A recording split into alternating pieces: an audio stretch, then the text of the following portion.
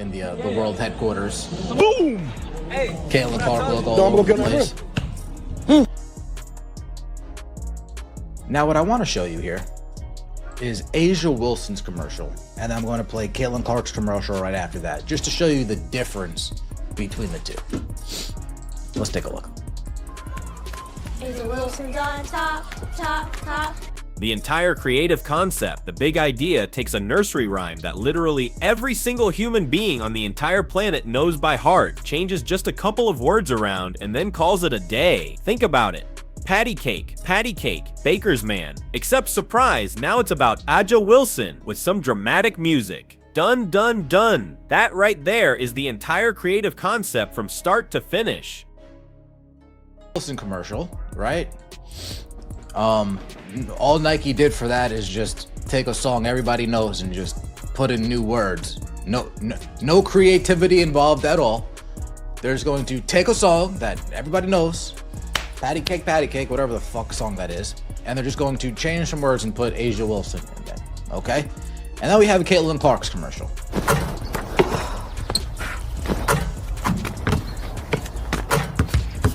Hey, Caitlin! Can you make it from there?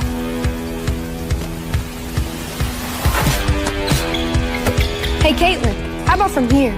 Anyone who has followed Nike for any amount of time knows they simply do not do coincidences with iconic dates like this. But here's the part of the story that nobody is really talking about. There's actually another major Nike athlete who got a brand new commercial this year, and when you take a moment to put their commercials side by side, the difference in effort and investment is just, well, it's absolutely brutal. So let's break down exactly what you just watched, because the details tell the whole story. First, let's look at Aja Wilson's commercial. I live in a development. Imagine being one of the neighbors on this block, and you just turn to your right. Look at that car pulling up. Here we go. Pulling. Like, look at that car pulling up, getting ready to turn into their driveway, and then out of nowhere they see a Nike van here, a Nike van there, commercial crew here, commercial crew there, and then in like your neighbor's house, two houses down in their driveway, you're like, is that Caitlin? Well, what's she doing here? How crazy is this? So let's get this straight. 40 years to the day, December 25th, 1985, Nike goes and drops Michael Jordan's very first Christmas commercial, the one that showcased the now legendary Air Jordan 1 Chicago. And then, like clockwork, on December 25th, 2024, what does Nike do? Hey, Caitlin, how about from here? Come on, guys. Yeah, she can't make it. No chance. Caitlin, conmigo, what? You got it. I'm not even gonna ask. Hey, Caitlin, from here might be a present. Am I right? Whatever, Chet. So right here. From there!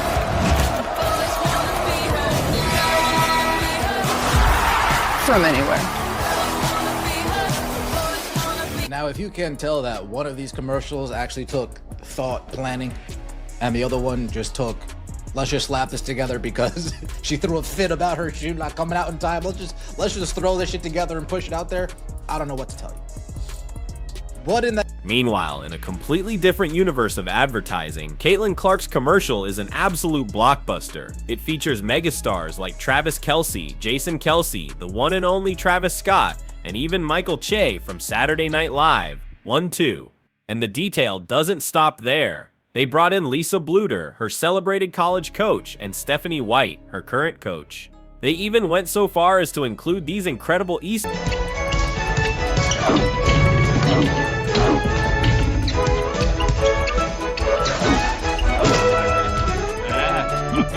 Think Air Jordan this season.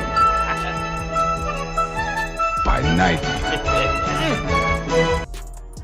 Now, as you know, the Caitlin Clark commercial aired during the football games on Netflix, aired during the basketball games on ESPN, ABC.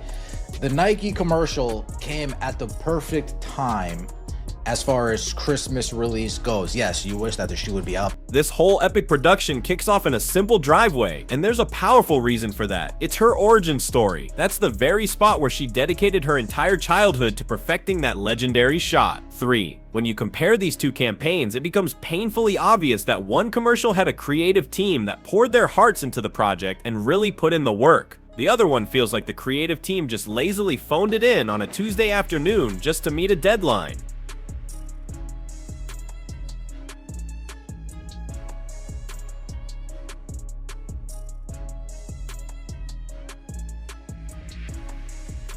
Of all the past commercials they've dropped over the last 5 to 10 years, this Caitlin Clark From Anywhere campaign seems to be the most creative that Nike has been throughout that time span.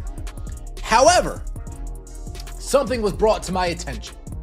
40 years prior, another superstar had a commercial for Christmas Day. 40 years prior, another Just take a second and think about what it actually takes to coordinate that staggering level of production. You're not just filming on a set, you are shutting down an entire residential block for this. You've got a fleet of Nike vans, massive commercial crews with all their gear, huge lighting rigs, and one of the biggest stars in the history of women's basketball just casually shooting hoops in someone's driveway. Imagine being one of the neighbors, just living your life 2 houses down from these regular families. You're looking out your window, sipping your morning coffee, and you're just like, wait a minute, is that Caitlin Clark? What in the world is happening on my street right now? The scene itself is a testament to the scale of the operation. That is precisely the kind of massive logistical commitment that signals something much bigger is going on here. Nike isn't just in the business of making a commercial at this point. No, they are making a powerful, undeniable statement about who gets the full, unadulterated Michael Jordan treatment. And by stark contrast, who gets the let's just wrap this thing up before we head out for lunch treatment. The difference in approach is impossible to ignore. From anywhere, just those 2 words. That's the tagline that drives the entire campaign. That's the marketing tool that's going to be everywhere.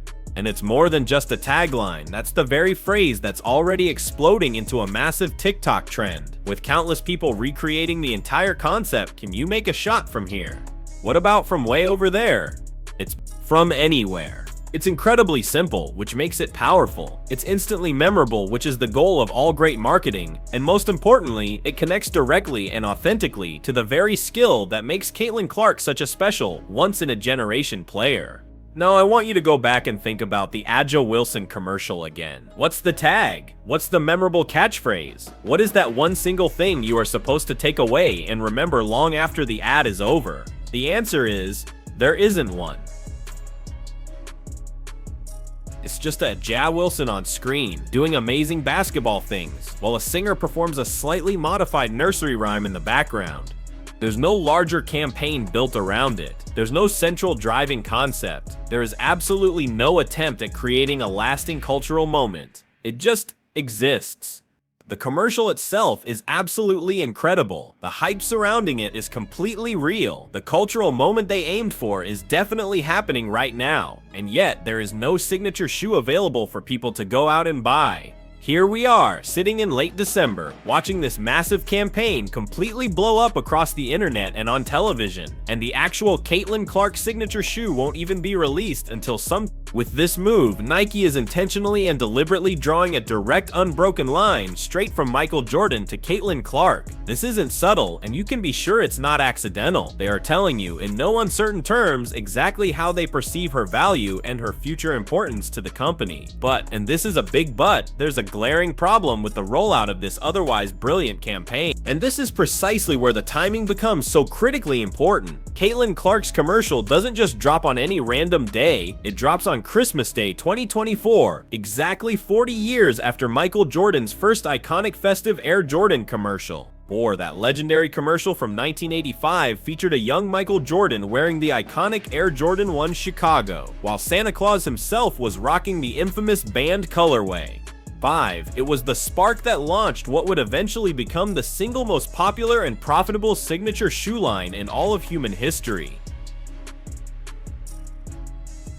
The Caitlin Clark commercial isn't just impressive because it was well produced. It's conceptually original in a way that frankly Nike hasn't been for years. It breaks their recent mold. If you look back, the last 5 to 10 years of Nike commercials have become incredibly formulaic, almost predictable. You have a celebrity athlete doing incredibly athletic things. Some inspirational, swelling music plays in the background. The iconic swoosh appears on screen, and that's the end of the commercial.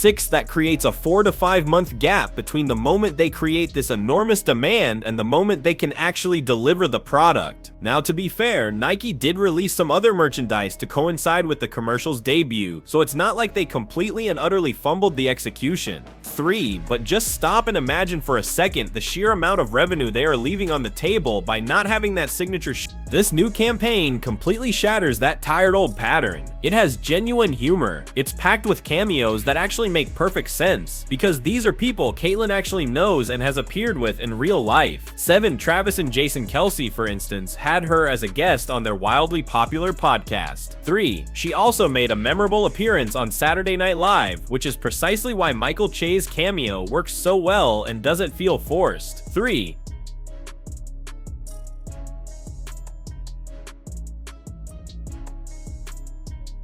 and look, let's be crystal clear about something. This isn't a knock on A'ja Wilson as a player. She is a phenomenal athlete, a 2-time MVP, a champion, and undeniably one of the most dominant forces in the entire WNBA. This conversation is about Nike's creative investment and where they choose to allocate it. One of their premier athletes received the full all-out star-studded treatment. The other one, unfortunately, was given the absolute bare minimum.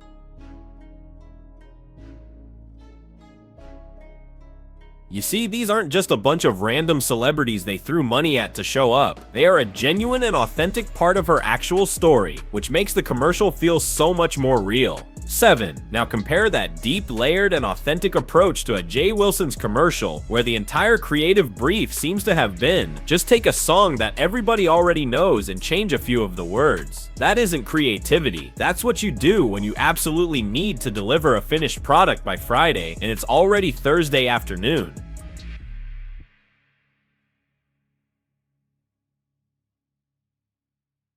Caitlin Clark was given a commercial that must have required months of meticulous planning. Think about it. Location scouting to find that one specific perfect driveway. The logistical nightmare of coordinating the schedules of multiple A-list celebrities. When they had to build an entire